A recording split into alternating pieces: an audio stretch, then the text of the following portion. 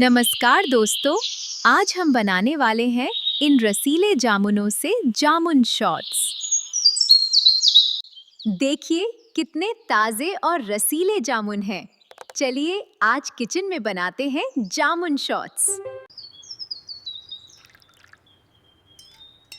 सबसे पहले इन्हें साफ पानी से अच्छी तरह धो लेते हैं।